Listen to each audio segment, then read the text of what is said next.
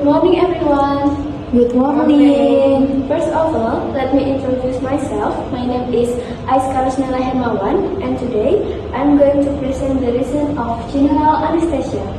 The purpose of this presentation is to help us understand the basic concept of general anesthesia. I shall only take 10 minutes of your time. My presentation will be divided into 4 sessions. First, we will discuss the definition of general anesthesia. Second, we will explain the advantage and disadvantage of general anesthesia. Third, we will discuss the steps involved in general anesthesia from preparation to the completion of the procedure. And finally, we will discuss the complications that may occur during or after general anesthesia. There is the outline of our presentation. Without further ado, let's begin with the first session, which is the definition of general anesthesia. Next.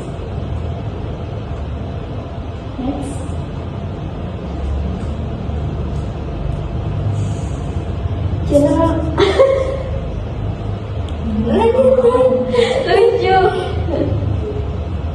General anesthesia is drug-induced and reversible state in which the patient loses consciousness, sensation, and awareness. It usually also causes amnesia, so the patient does not remember the surgical procedure. In addition, the patient's response to painful surgical stimuli is significantly reduced or absent. Simply put, general anesthesia allows the patient to remain unconscious and comfortable while the surgical team performs the procedure. Now that we understand the definition, let's move on to the next session. Next. First, let's discuss about the advantage of general anesthesia. General anesthesia reduces the patient's consciousness and memory, especially unpleasant memories during surgery. It also allows the use of muscle relaxant, which can facilitate surgical procedures. Another advantage is that it allows the anesthesia team to have greater control over the airway, respiration, and circulation. General anesthesia can also be useful when local anesthetic agents are contraindicated or cannot be used. In addition, it can be administered without changing the patient from the supine position and is suitable for procedures with unpredictable duration or complexity. Finally, general anesthesia can be administered rapidly and is reversible. However, general anesthesia also has some disadvantages. It requires preoperative preparation, a higher level of monitoring and care, and generally involves greater cost. It may also cause psychological change that require intervention. In addition, patients may experience complications such as nausea and vomiting, sore throat, headache, and shivering. Next, we will discuss the steps involved in general anesthesia. Next. In general, the process of general anesthesia consists of 4 main phases: preparation and pre-evaluation, induction, maintenance, and emergency and recovery. The first phase is preparation and pre-evaluation. The anesthesia team reviews the patient's medical history and allergies. Standard monitors are then attached, including blood pressure and pulse oximetry. An intravenous line is inserted and the patient receives oxygen through a face mask or pre-oxygenation. The second phase is induction. During induction, fast-acting anesthetic drugs are administered, usually through an IV line. In some cases, especially in children, inhaled anesthetic agents may be used. Pain medication and muscle relaxants may also be administered. After the patient becomes unconscious, the airway is secured using an endotracheal tube or a laryngeal mask airway, depending on the situation. The correct position of the airway device is then confirmed. The third phase is maintenance. During maintenance, anesthetic drugs are continuously administered to keep the patient unconscious and comfortable throughout the surgery. The anesthesia team continuously monitors heart rate, blood pressure, oxygen saturation, ventilation, and the depth of anesthesia. Additional medications, IV fluids, or blood products may be given when necessary. The final phase is emergency and recovery. At the end of surgery, anesthetic medication are stopped and muscle relaxants are replaced if necessary. The airway device is removed once the patient has adequate spontaneous breathing and protective airway reflex have returned. Finally, the patient is transferred to the post-anesthesia care unit for post-monitoring during recovery. Now, after discussing about process, let's move on to the possible complication of general anesthesia. Next. There are several complications that may occur during or after general anesthesia. The first is respiratory problems. These include airway obstruction, rhinosponds, and hypoventilation. The second is cardiovascular problems.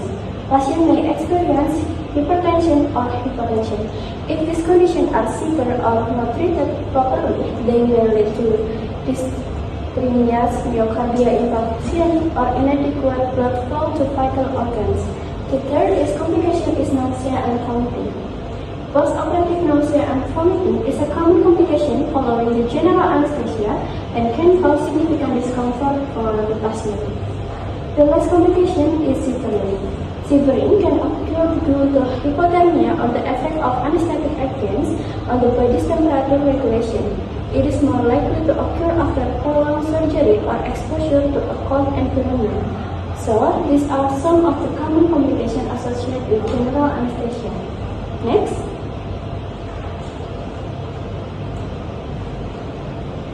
To conclude, general anesthesia is an important technique that allows surgical procedures to be performed safely and comfortably.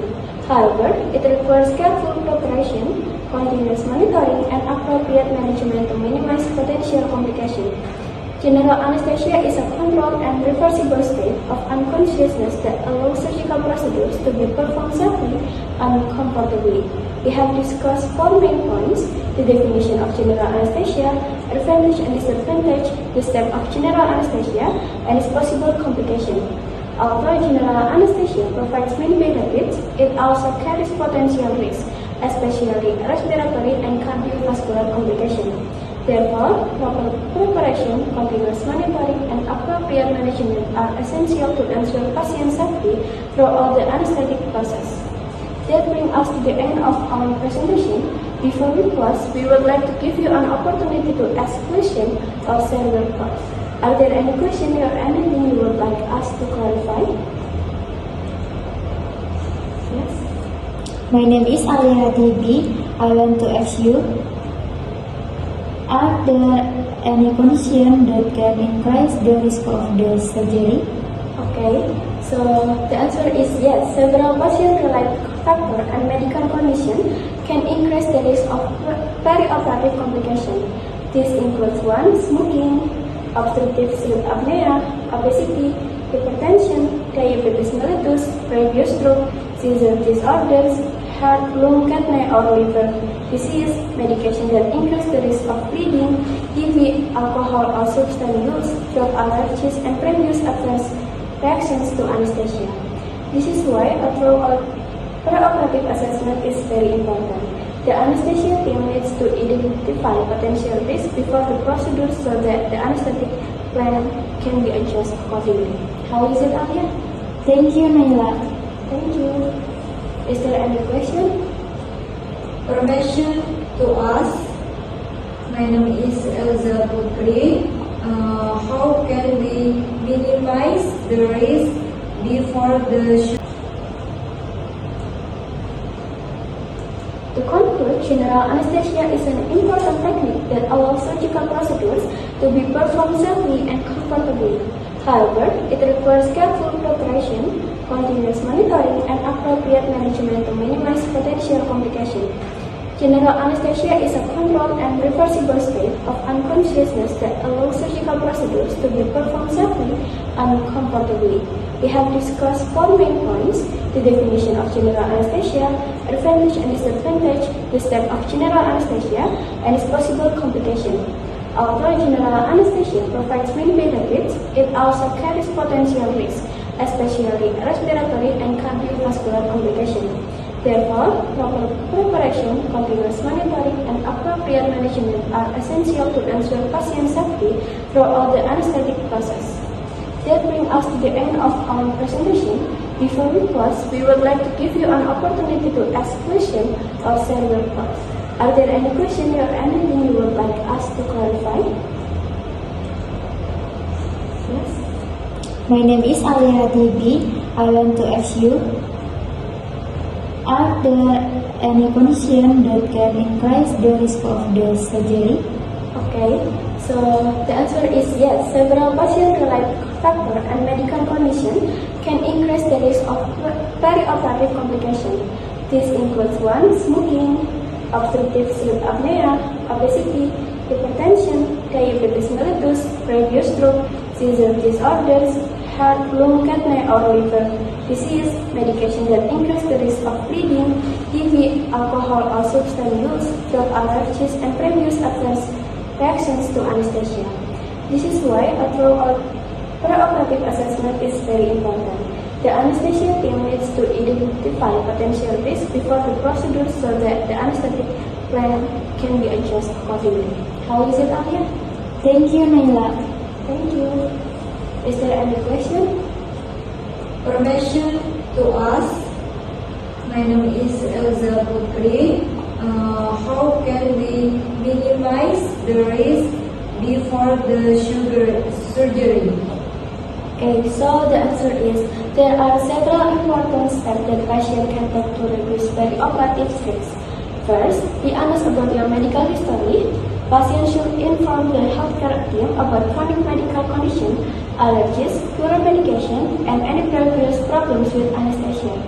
It is also important to mention any family history of serious anesthesia, such as malignant hyperthermia. Second, follow the fasting instruction. Patients should follow the fasting instruction provided by the healthcare team. The exact fasting period can depend on the type of food or drink that patient clinical condition.